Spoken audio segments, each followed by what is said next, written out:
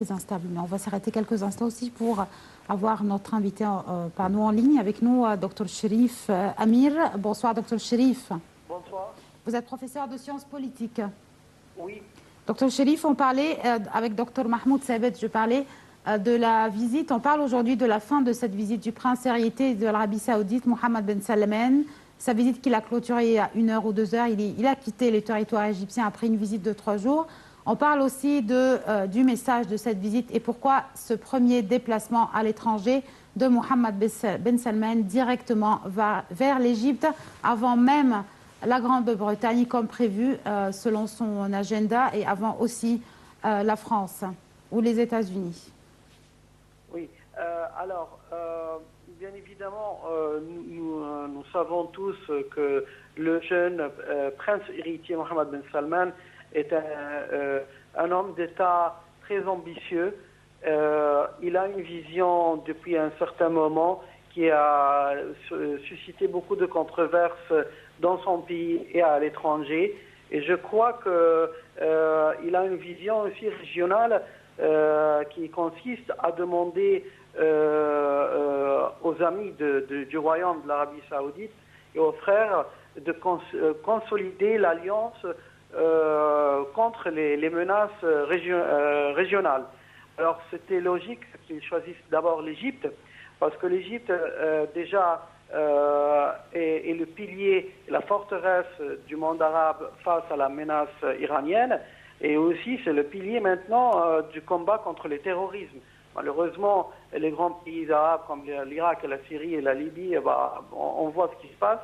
Alors, les relations entre l'Égypte et l'Arabie Saoudite, pour le jeune prince héritier, est indispensable parce qu'il vise à consolider d'abord ses ambitions politiques lorsqu'il deviendra le prochain roi.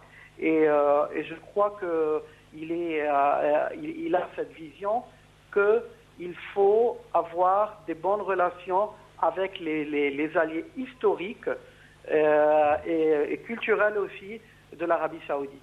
C'est donc, avant d'aller à l'étranger vers l'Angleterre et la France et les États-Unis, il commence par choisir ses amis dans la région.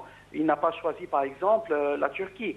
C'est-à-dire qu'il a compris très bien les enjeux de ce qui se passe dans cette région, et que l'alliance égypto-saoudienne est une alliance cruciale et qui demande beaucoup d'efforts de deux leaders pour résister aux menaces qui veulent effacer leur rôle, que ce soit par l'Iran ou que ce soit par la Turquie. Dr Cherif, une question concernant le déplacement du prince héritier Mohammed Ben Salman. La journée hier a témoigné d'une longue tournée en fait autour du canal de Suez dans la ville d'Al-Ismaïlia.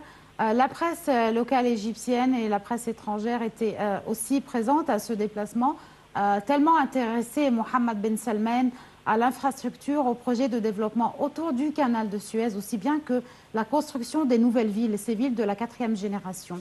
Parlons de cette coopération économique, de l'investissement saoudien. Apparemment, selon les dernières déclarations de la part de l'Arabie saoudite, normalement, il devrait atteindre l'année prochaine à 8 milliards de dollars d'investissement en Égypte. Est-ce que vous pouvez nous donner un bref aperçu sur cette coopération économique entre l'Égypte et l'Arabie saoudite ? Écoutez, la coopération économique entre l'Égypte et l'Arabie saoudite, lorsqu'on parle d'économie, c'est plus profond qu'on connaît sur les questions économiques qu'on discute, parce que c'est une complémentarité. Il y a une complémentarité du main-d'œuvre qui existe ici en Égypte, du territoire où il y a déjà des projets instaurés. Et il y a aussi la puissance financière du royaume. Alors il y a une complémentarité entre les deux pays qui a été déjà faite, par exemple, dans l'Union européenne. Et là, entre ces deux pays piliers du monde arabe et de la région, c'est logique que l'Égypte a une main-d'œuvre, 100 millions de personnes, de citoyens.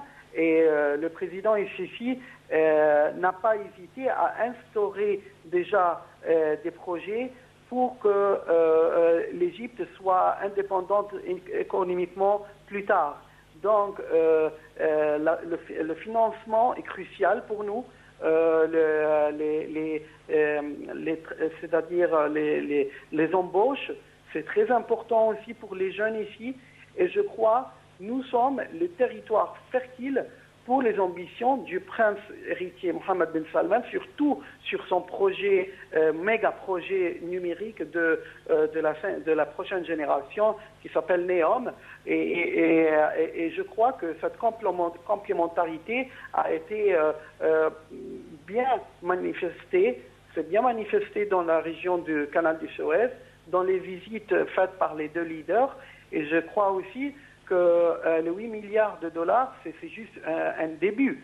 Ce n'est que, comment dire, ce sont l'infrastructure, ce n'est qu'un domaine des autres domaines, en fait. Ils ont aussi signé plusieurs accords dans le domaine de l'énergie, oui. Oui, bien sûr. Nous constatons maintenant le rôle de l'Égypte dans l'énergie et soyons clairs, les conflits qui ont eu lieu en Syrie et l'intervention des Turcs, des Qatars, tout ça c'était à cause de l'énergie. Je crois que maintenant l'Égypte a commencé à être l'acteur majeur. Je crois l'Arabie Saoudite, qui a aussi une expérience dans ce domaine, qui a besoin aussi d'une indépendance économique un petit peu des États-Unis et des pays européens, elle a commencé maintenant à échanger avec l'Égypte sur ce domaine.